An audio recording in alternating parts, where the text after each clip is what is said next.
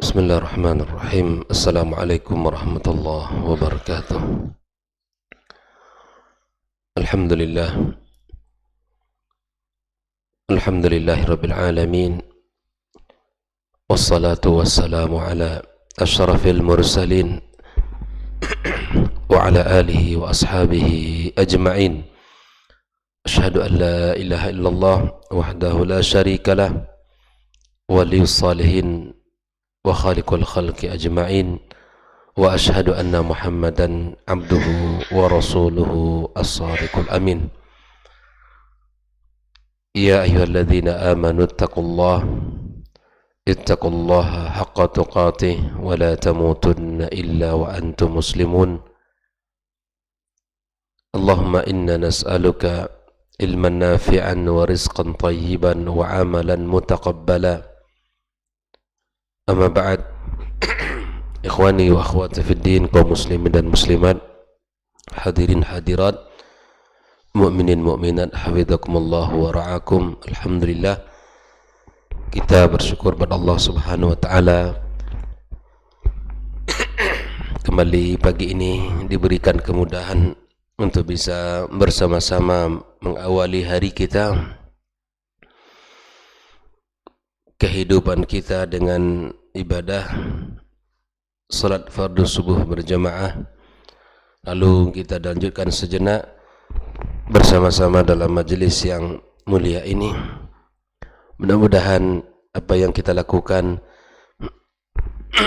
apa yang kita kerjakan dari salat serta zikir dan doa dan ilmu yang kita pelajari menjadi menambah catatan kebaikan kita di sisinya. Ucapan salat dan salam sama-sama kita berbanyak untuk Nabi kita sallallahu alaihi wasallam. Semoga kita mendapatkan syafaatnya pada hari kiamat kelak. Dan semoga ucapan selawat yang kita senantiasa baca menjadi bukti, salah satu bukti kecintaan kita kepada baginda kita sallallahu alaihi wasallam. Kita doakan orang-orang yang berjasa dalam hidup kita, orang tua kita, ibu bapa kita yang telah membesarkan dan mendidik kita, yang telah merawat kita, yang telah menyayangi kita. Mudah-mudahan Allah Subhanahu wa taala ampunkan dosa-dosa mereka. Kepada para guru yang senantiasa membimbing kita, mengajari ilmu kepada kita, kita doakan agar Allah terima segala kebaikan mereka dan Allah jadikan keberkahan dalam hidup dan anak keturunan mereka. Kembali kita bersama kitab Durus Al-Muhimmah Li'amatil Ummah. Pagi ini tentang dua surat yang disebut dengan Al-Mu'awwidhataini. Surat Al-Mu'awwidhatain itu adalah surat Al-Falaq dan surat An-Nas. Di dalam sebuah hadis disebutkan dari Uqbah ibnu Amir radhiyallahu taala anhuma qala Rasulullah sallallahu alaihi wasallam,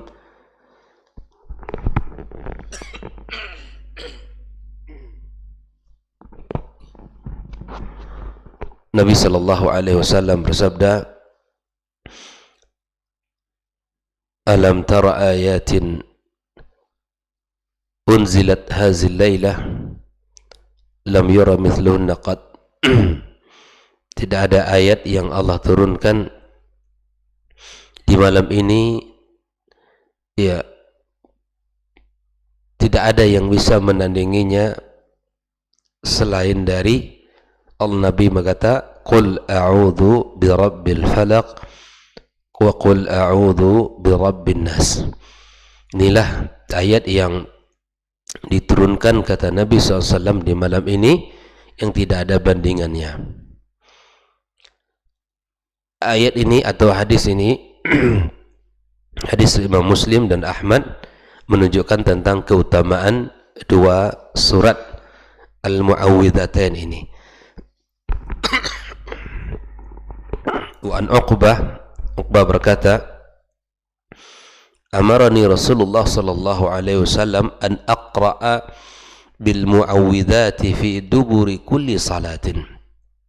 Aku diperintahkan oleh Rasulullah untuk membaca dua al-muawwidhat ini, al-muawwidhatain ini di setiap kali selesai salat.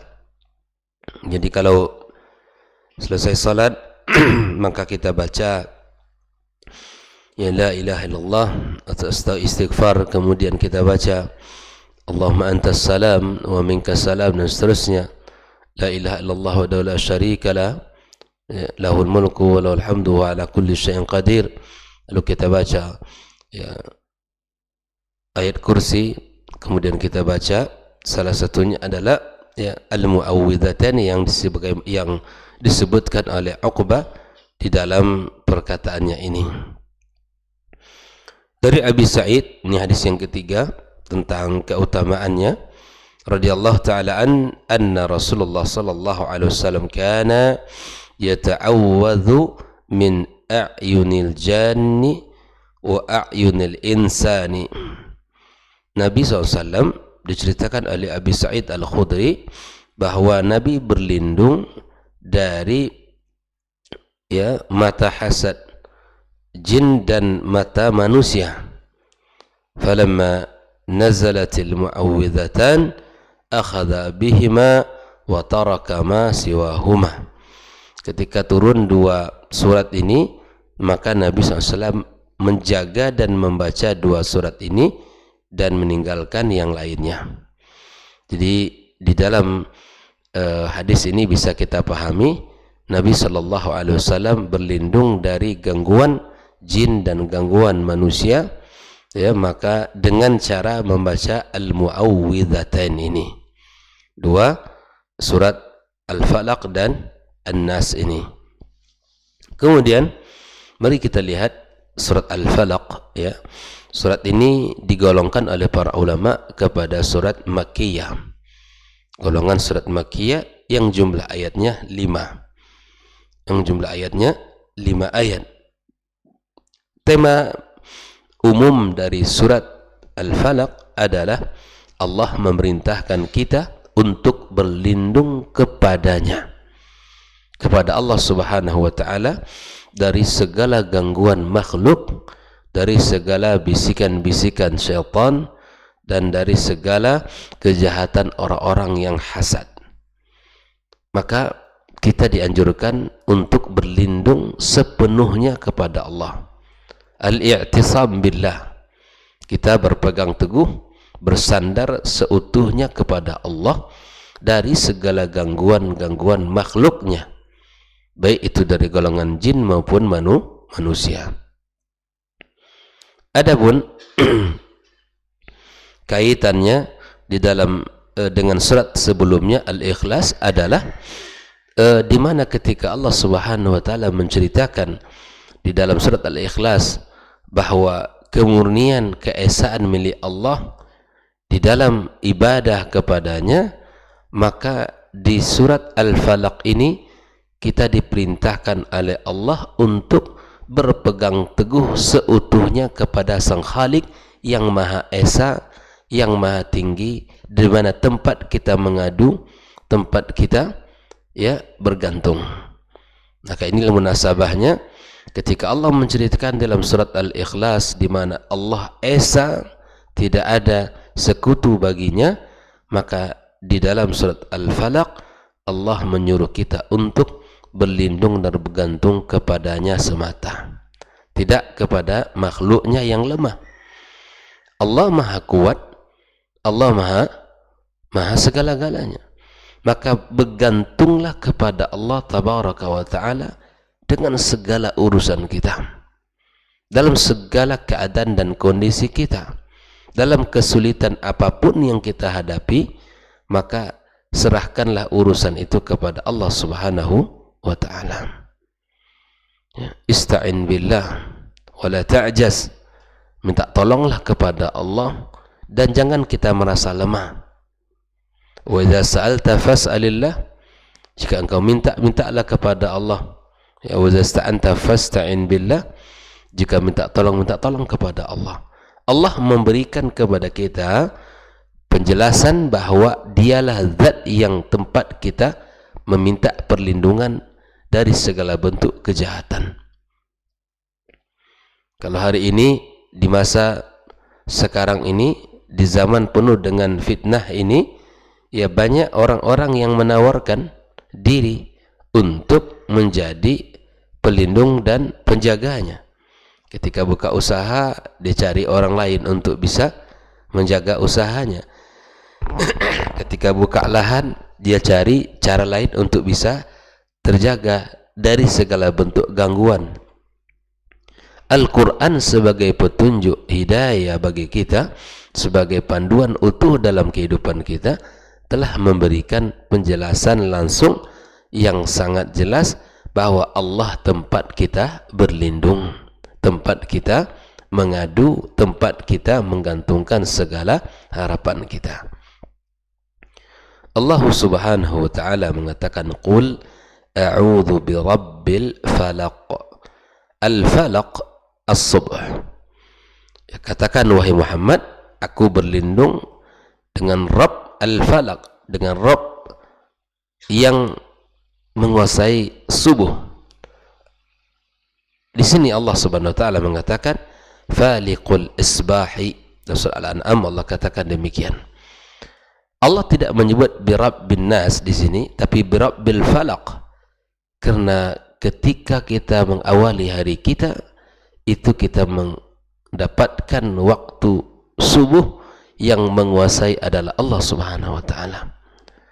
Dan setiap pagi tiba, setiap pagi kita jemput kedatangannya, maka pagi itu menjadi tanda-tanda kebesaran Allah untuk kita, menjadi tanda keagungan Allah di tengah-tengah kita. Jadi ikhwani wa akhwati fiddin, pergantian malam, pergantian pagi, sore, petang, itu bukan sekedar fenomena alam, bukan hanya sekedar pergantian itu ya berjalannya waktu, berganti hari, bukan. Tapi di situ ada tanda-tanda kebesaran Allah, tanda kemuliaan Allah, tanda keagungan Allah. Allah yang memutarkan, yang mengakukan pergantian malam dengan siang. Dan Allah jadikan malam yang sudah kita lewati sebagai tempat istirahat. Pagi kita jelang dengan aktivitas dan kegiatan. Allah jadikan sebagai tempat waktu untuk mencari ma'isyah dan kehidupan. Itulah Allah Azza wa Jal yang maha hikmah, yang maha hakim dalam segala urusannya. Lalu Allah Subhanahu wa ta'ala setelah memerintahkan kita untuk berlindung kepada Rabbil Falaq, Allah katakan min syarri ma khalaq. Dari apa kita harus berlindung? Dari segala kejahatan yang telah, ya, kejahatan makhluk yang telah Ia ciptakan. Artinya bahwa di dalam kehidupan kita, kita akan mendapatkan, ya, dari golongan yang jahat dan golongan yang buruk. Nah, kita diperintahkan Allah untuk berlindung dari makhluk-makhluk yang jahat ini. Min syarri jami'il makhluqat. Ya, berlindunglah kepada Allah dari segala bentuk kejahatan makhluk yang ada di muka bumi ini. Allah yang menyuruh kita. Allah yang menyuruh kita untuk kita berlindung kepadanya. Segala kejahatan makhluk yang telah ada di muka bumi ini. Wa min syarri ghasiqin idza waqab. Dan dari kegelatan, dari kejahatan malam apabila gelap gulita. Ghasiqil laili idza waqab, ghurubus syams fahuwa al-lail idza aqbala bi dhulamihi. Kalau malam sudah datang dengan kegelapannya, maka kita berlindung kepada Allah.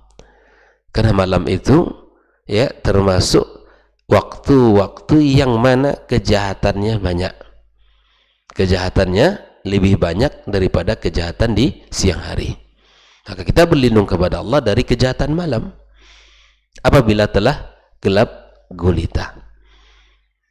pagi kita berlindung kepada Allah, dan ketika malam tiba pun kita berlindung kepada Allah Subhanahu wa taala. Jadi hari-hari kita ini tidak terlepas dari apa? Dari ketergantungan kita kepadanya. Dari perlindungan diri, meminta perlindungan diri kepadanya. Itulah mukmin yang sejati itu.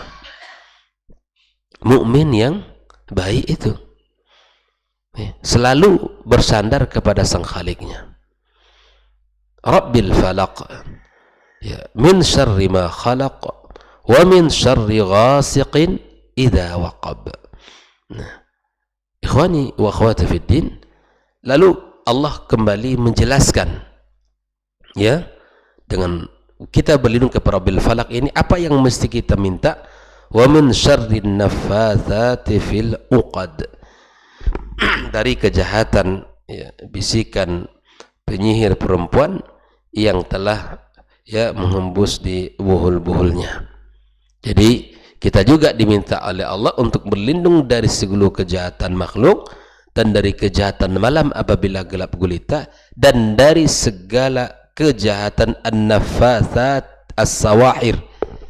Ini dari hembusan bisikan wanita-wanita penyihir apabila telah menghembus, ya, tali-talinya. Kita diminta oleh Allah. Makanya yakinlah bahwa ketika kita berlindung kepada Allah, dalam segala urusan kita tidak akan pernah terjadi apapun kecuali atas izin Allah Subhanahu wa taala. Dalam hadis Ibnu Abbas radhiyallahu taala ketika Nabi memberi nasihat, ya, lam yadurruka illa bi syai'in qad kataballahu 'alaika. Kalau seluruh manusia ini berkumpul, bersatu, bekerja sama untuk memberikan mudarat kepada kita, tapi kalau Allah tidak berkehendak terjadi, tidak akan terjadi. Kuat enggak kita kira-kira begitu? Kuat. Kita punya kekuatan yang tidak dimiliki oleh siapapun, Allah Subhanahu wa taala. Kita yakini itu. Seluruh bumi ini berkumpul untuk menyesatkan, untuk membuat kita, yang mendapatkan bahaya, tidak akan pernah terjadi pada kita kecuali atas izin Allah SWT. Dan sebaliknya, walaupun mereka berkumpul satu bumi ini, saling tolong menolong untuk mendatangkan manfaat kepada kita, maka tidak akan pernah terjadi kecuali atas izin Allah SWT kepada kita. Ya, subhanallah. Kita menjemput takdir kita dengan kegembiraannya. Kita menjemput takdir kita dengan, ya, apa yang Allah berikan, yang terbaik yang Allah berikan kepada kita. Bayangkan. Maka mukmin tidak akan pernah gentar, mukmin tidak akan pernah takut, karena dia yakin tidak akan tercelakai oleh siapapun ketika Allah sudah berkehendak untuk menjaganya. Makanya setiap pagi, ya, pagi jelang pagi, kita berlindung kepada Allah. A'udzu bikalimatillahi tammati min syarri ma khalaq, min kulli ainin lama wa min kulli syaitanin wahama. Setiap pagi anak-anak kita jaga dengan perlindungan itu, sebagaimana Rasulullah sallallahu alaihi wasallam menjaga dua cucunya ketika pagi. Dia berkata, u'idzukuma bikalimatillahi tammati min syarri ma khalaq, min kulli ainin lamati wa min kulli syaitanin wahamatin. Kita minta perlindungan kepada Allah. Kita tidak tahu kejahatan-kejahatan makhluk ini, kejahatan-kejahatan manusia, kita tidak tahu.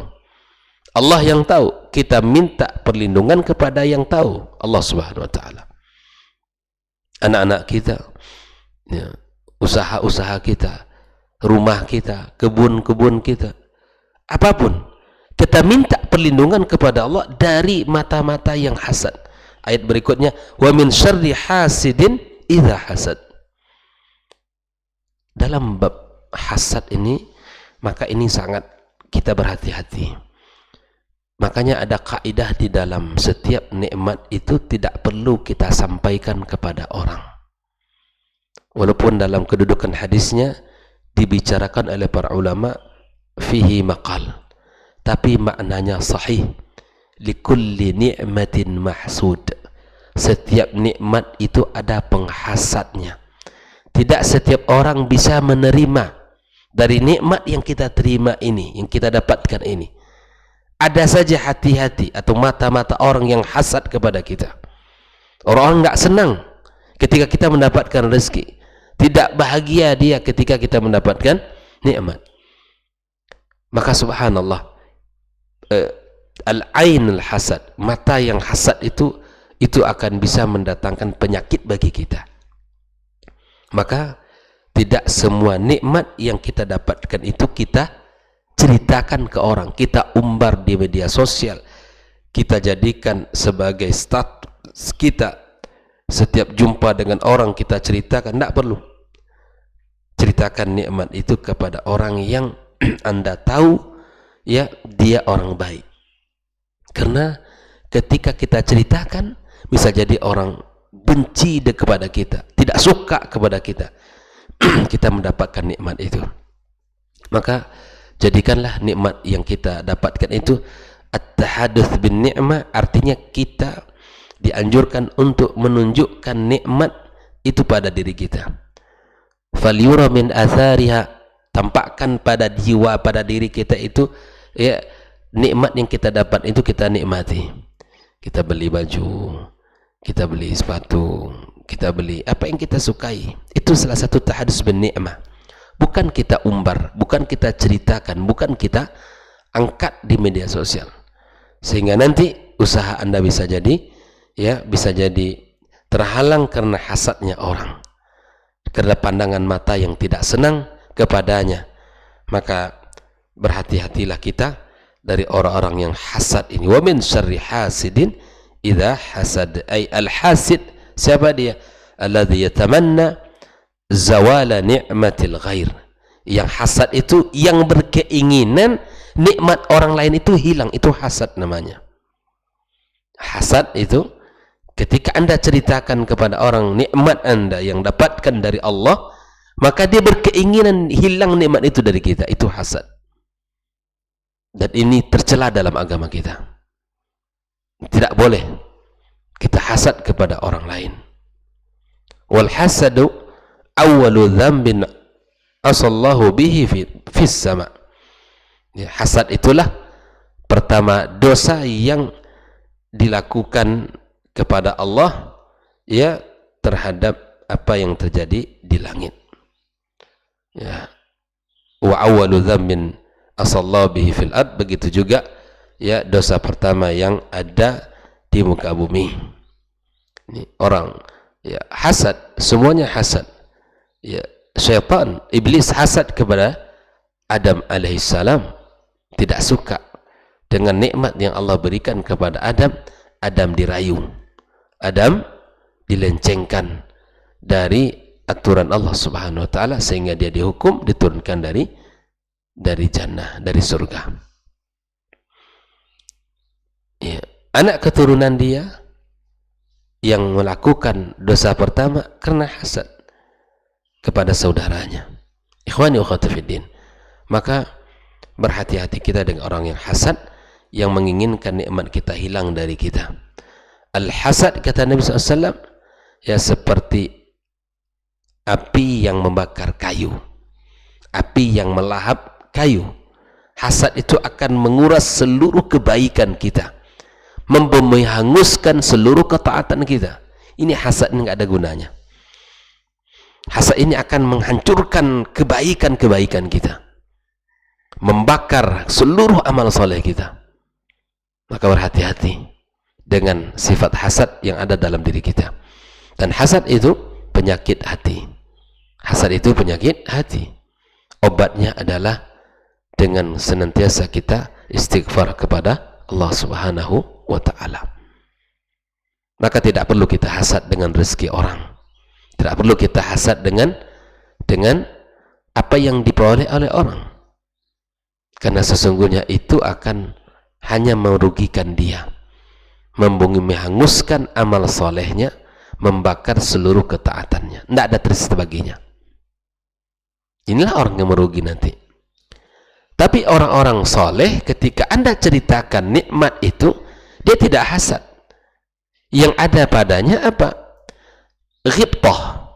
Ketika Anda ceritakan nikmat itu, maka dia memohon kepada Allah agar nikmat itu Allah tambahkan untukmu, dan dia juga mendapatkan seperti engkau dapatkan. Itu ghibtah.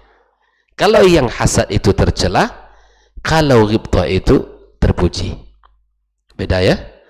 Hasad menginginkan nikmat itu hilang dari orang lain, berpindah kepadanya. Sedangkan ghibtah adalah dia berkeinginan nikmat orang itu bertambah, dan dia pun ingin mendapatkan apa yang didapatkan oleh orang tersebut, tanpa harus berpindah nikmat itu kepadanya.